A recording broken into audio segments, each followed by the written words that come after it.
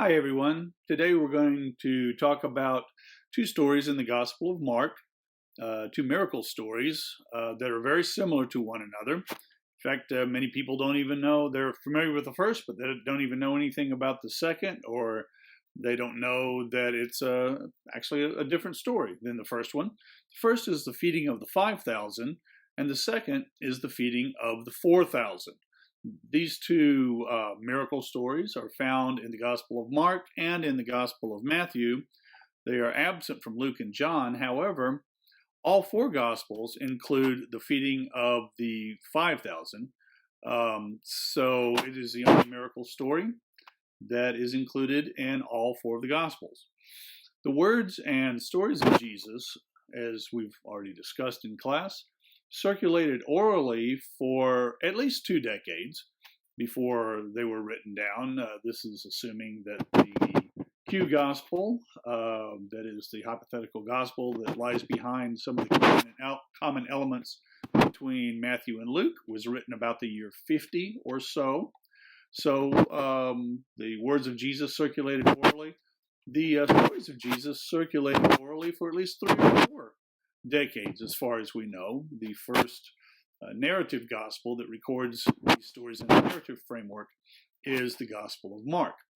And because of their oral origins, many of the stories can be examined in the light of folklore, which is also passed down orally before being written down in many different cultures.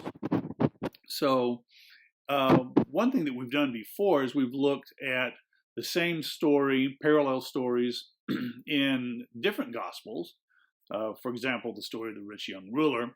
We looked at it in Matthew, Mark, and Luke. And when we compare and contrast these stories in the different Gospels, that's called redaction criticism. But it's also possible to compare similar stories within the same Gospel. And that's what we're going to do with these two stories from the Gospel of Mark. Now, what we're going to do is we're going to look at these stories from the standpoint of folklore, and folklore is tied in with the larger approach of form criticism. The most important biblical scholar, or at least the founding biblical scholar in the area of form criticism, was a guy by the name of Hermann Gunkel, Gunkel. He was a German Hebrew Bible scholar in the early 20th century, and he pioneered the use of form criticism for analyzing biblical narratives. Now, Gunkel didn't invent form criticism. That honor goes to a couple of people that you have probably heard of, but you probably didn't know very much about them. Jakob and Wilhelm Grimm, the brothers Grimm. You're familiar with their collected fairy tales. They're often called. Actually, there's different kinds of stories, not just fairy tales, in their collection. Cinderella, Snow White, so forth. Stories like that. They wandered around Europe in the 19th century and collected many of these folk tales and wrote them down.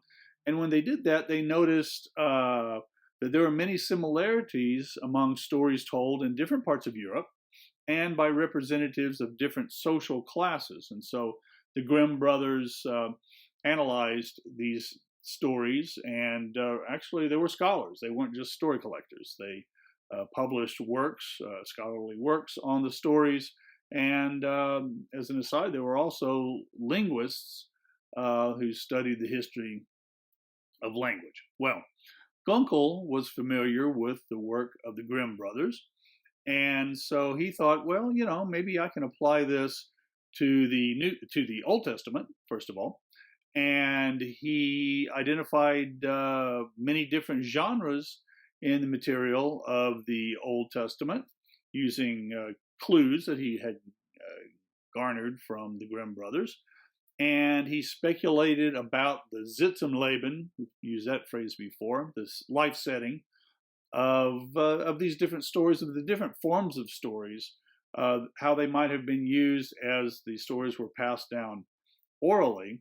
And he was very influential. His form critical work, folklore work, focused first of all on Genesis, Later on, it was applied by other people to the book of Psalms, and even Gunkel himself applied his work a little bit to the New Testament, but it was two men, two German scholars again, Rudolf Bultmann, who wrote a book called The History of the Synoptic Tradition, and Martin Debelius, who wrote a book called From Tradition to Gospel. Of course, these books were written in German originally and translated into English. They were written in German in the 20s, and both of these scholars advocated the use of form criticism to analyze gospel narrative. Well, I want to focus on the nature of the folk tale or folklore, and we're going to use that in a way to analyze these two stories in the Gospel of Mark. Gunkel wrote a book called The Folk Tale in the Old Testament, and in it he discusses various attributes of traditional folk tales in the Old Testament, with some allusions to the New Testament and other ancient Near Eastern stories. Gunkel says that very few folk tales survive in the Old Testament in their original forms because they have been transformed by the biblical writers in accordance with Israelite religion. In other words, the biblical writers take traditional folk stories and they shape them in order to make a theological point. Well, this is not anything unusual. We've seen this. The redaction critics say that the authors do this with written texts, and the form critics focus on how the authors transformed oral text. So this is very similar. The notion of folk tales in the Bible, at first people, many scholars were reticent to look at that, to consider it, but in recent decades it has become a fairly common notion that there are folk elements in biblical stories. Even in biblical stories that have a lot of historical content, there's still folk elements in many of these stories. Now, some of the common characteristics that we see in folk tales, and this is far from an exhaustive list, but some of the common characteristics that we see are a seemingly insurmountable crisis that confronts the main characters, miraculous events and miracle workers, exaggerated details, unusual settings for the stories.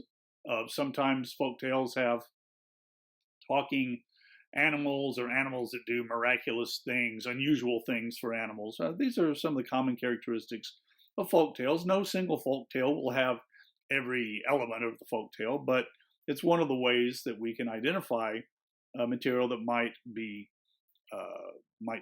folk tales of this sort. Now, let's look at the two stories, the feeding of the 5,000 and the feeding of the 4,000. We're going to look in the Gospel of Mark at these stories. The feeding of the 5,000, as I've said, is the only miracle that appears in all four of the Gospels, and I should specify the only miracle during the ministry of Jesus. All four Gospels talk about the resurrection in some form or another. But aside from that, in the regular ministry of Jesus, this is the only one of his miracles that are recorded in all four. And we will see some of the similarities and also some of the differences between the feeding of the 5,000 and the feeding of the 4,000. And I should note that the Gospel of John contains some interesting similarities to the Gospel of Mark, which suggests that the author of the Gospel of John was familiar with Mark. He doesn't rely on it very much the way Matthew and Luke do. He certainly doesn't follow its general geographical and chronological outline, but he does use some of the details that we find also in the Gospel of Mark. Okay, let's look at these two stories. The feeding of the 5,000 is found in Mark chapter 6, verses 30 through 44.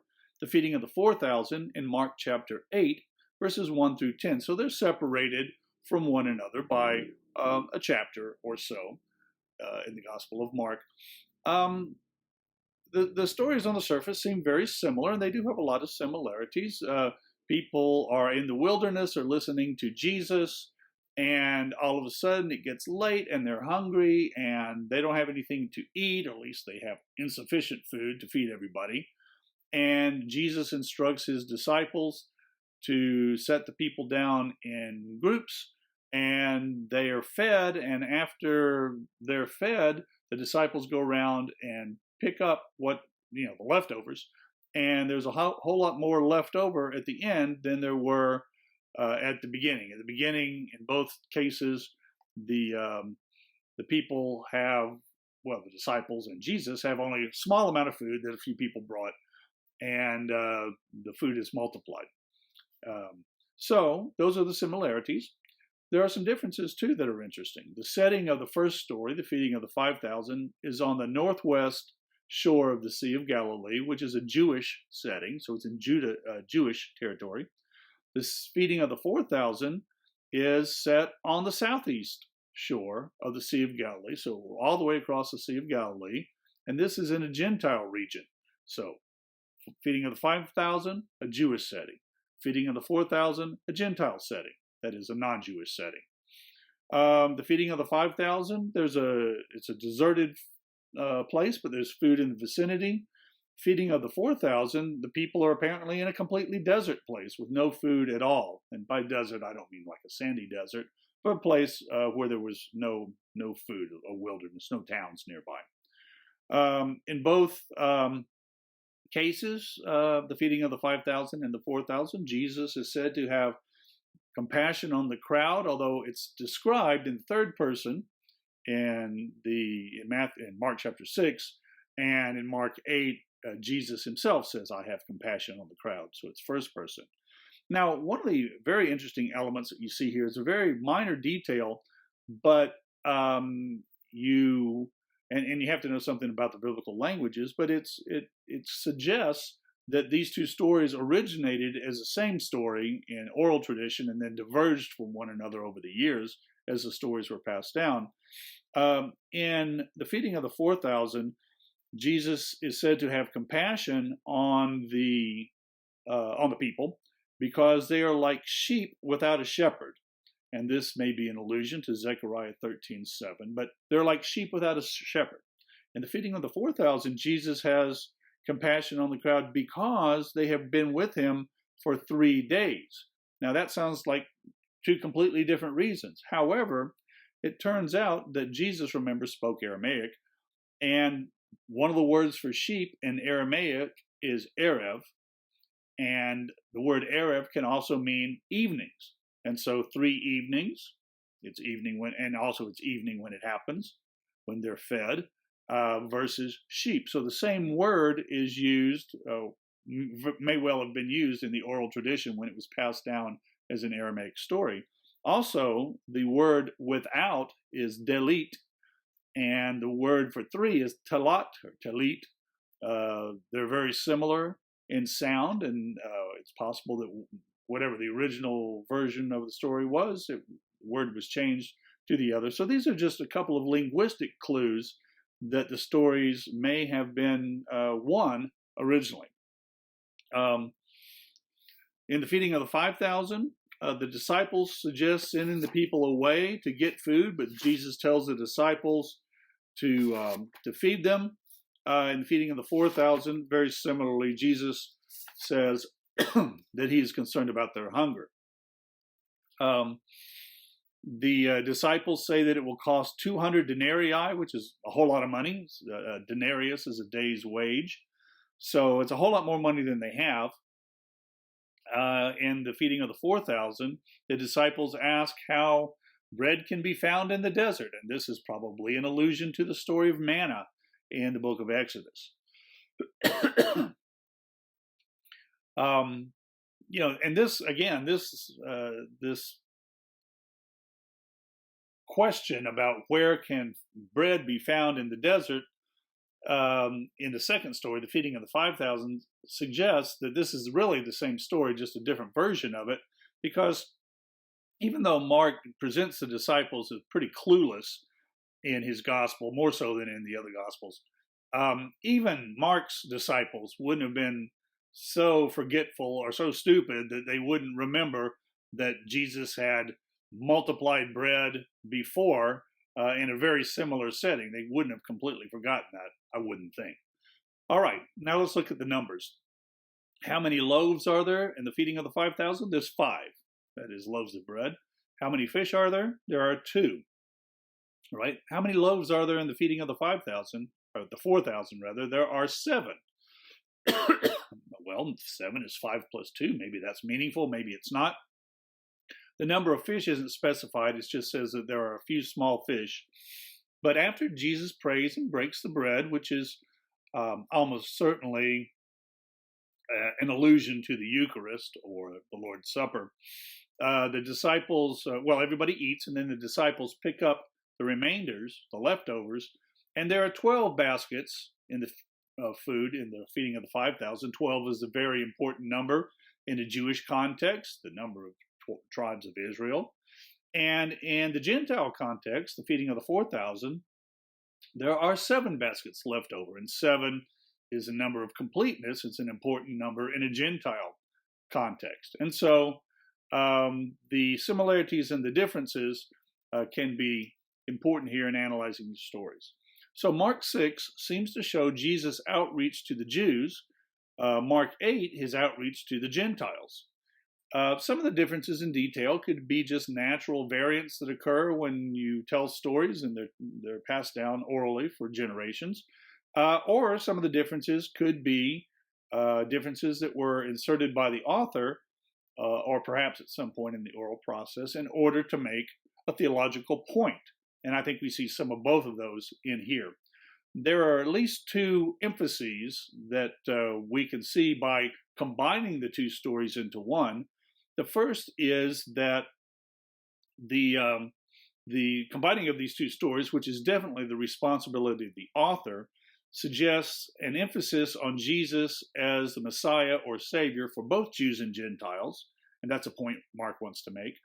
And a second emphasis is that the author emphasizes the inability of the disciples to understand who Jesus really is. That is, that he is a suffering Messiah, according to Mark 8:31, which is just a few verses, very few verses away from the end of the second story.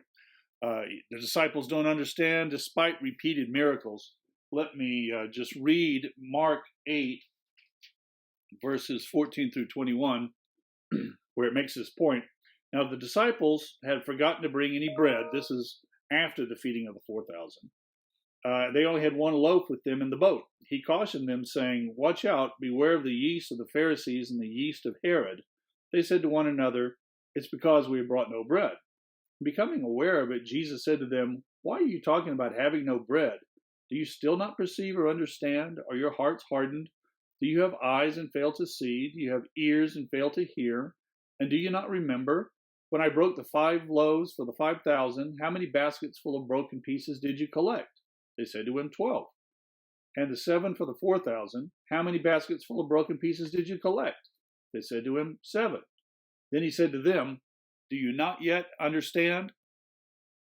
So one of the points that Mark is trying to make here is that the disciples fail to understand the kind of Savior, the kind of Messiah that Jesus is.